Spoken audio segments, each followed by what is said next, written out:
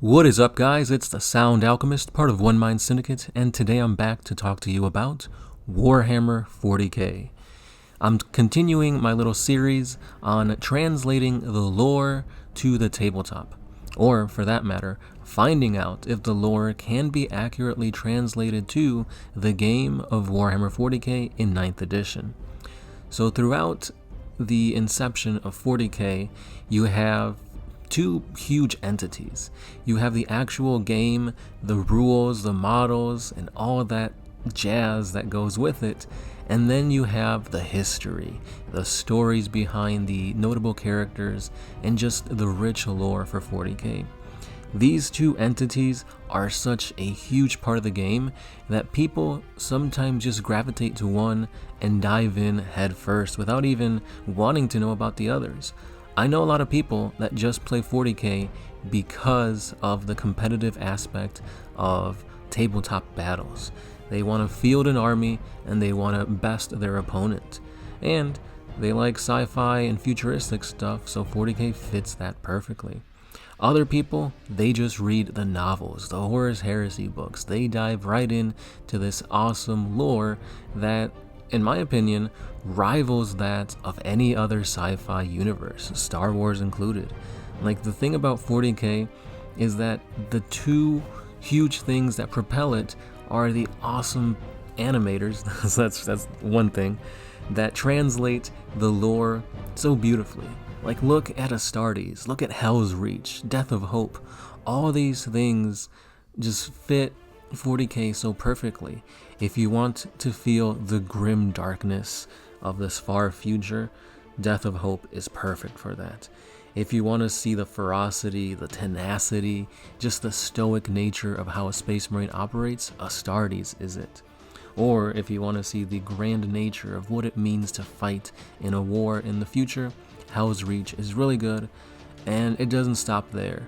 There are so many fan animators that translate the lore so well into animation that that's my inspiration to try to take a look at the different races in 40k and see if the tabletop actually translates what the lore has said and done. Now, there are huge hurdles for this because obviously it's a game of chance / strategy. So, for example, you can pit, like I said in my Tau video, you can pit one of the strongest beings alive, a Primarch, Robut Guilliman, against anything in the books, and chances are he'll come out on top because of plot armor. However, on the tabletop, he can easily fall to just the lowliest of grunts, such as like a Tau Fire Warrior can best him in close combat. Wild, right? But there is a chance for that to happen, and it might happen depending on the way the dice gods rule it. Now, with those outliers aside, I think that the Space Marines are the best non-Xeno army that showcases their strengths, their weaknesses in the lore as well as on the tabletop. The thing about Space Marines when they first came out, they were able to go toe-to-toe with pretty much anything and come out on top. There is very little that can actually take them on when you're playing a highly competitive meta list. Look at the Iron Hands. They were nigh unstoppable. Salamanders are really good too. At one point, you could take Custodes and Grey Knights, and these elite armies would still win more times than lose because of just the way that GW has written the rules. So, call it favoritism, call it good business, because obviously Space Marines smell. Obviously Space Marines sell the best, so GW would want to push more and more options, more models, more support for the Space Marines, because obviously it's a business, they want to keep it going. But at the same time, in the lore, the Space Marines are almost unstoppable. There is a few things that, do hinder them, but in general, Space Marines are a huge reason as to why the Imperium is still running and alive today. Now, the thing about the lore is that recently it has been moving forward.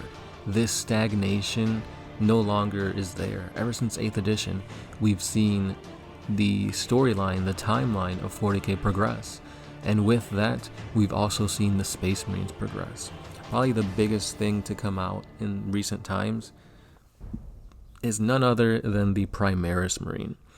The Primaris Marine was a faster, stronger, overall better war machine than the classic, the Firstborn Marines, and we see that translated beautifully into the tabletop. They have more wounds, they're a little bit stronger, faster, better weaponry and whatnot. So that's a perfect example of how the lore has translated onto the tabletop with the Primaris Marine. When it comes to notable characters, like I said, Guilliman, chapter masters, that kind of thing, they're pretty much protected by plot armor in the books, but that plot armor actually manifests into better rules, better war gear, new synergistic stratagems and whatnot for these characters to keep them alive, to keep them acting and playing like a badass in their lore, in their books, that kind of thing. So that is another thing to kind of keep in mind, that if something is really badass in the lore, chances are there are ways to make that character, that unit, that model really good on the tabletop. The thing is though, when you're looking at like lesser played races, like let's say you're reading a book about a Kroot Shaper. The Kroot Shaper stalks his prey, uses the environment to his advantage and comes out on top in his novel. That translates somewhat onto the tabletop. Like we do have a single Kroot named model in the Blackstone Fortress, and he does have special rules to him. He does have slightly different war gear, but chances are, like, if you try to use him in a game of 40k, like, your expectations are gonna be diminished, because again, the whole thing about GW focusing all their efforts on the Space Marines. So that's just a realization that people have come to see throughout the years, that no matter how well an army plays in the lore, how well they do just overall in their endeavors in progressing themselves, like the Tau going from sphere expansions, the Death Guard finding a new demon world, or a Primarch becoming a demon Primarch. That's really good and all, but at the end of the day, GW is going to support Space Marines more. So that's why we see more models come out for Primaris Marines, more Firstborn chapter masters cross the Rubicon and attain Primarization, if that's what they call it. So this is just something that we're kind of expected at this point. Yeah, you might not like it. Yeah, if you play like Eldar and whatnot, you see the awesome feats of the Avatar of Cain diminished.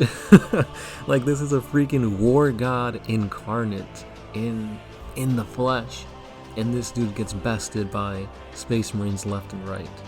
A weakened Lorgar took him out. Like, yeah, it hurts if you're not a Space Marine player, both in the lore and in the tabletop. So if you guys want to keeping on this little series, just hit that like button, subscribe.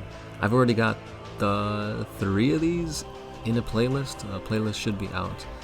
So I've talked about the Chaos Space Marines, I've talked about the Grey Knights, the Tau Empire, and now the Space Marines in general.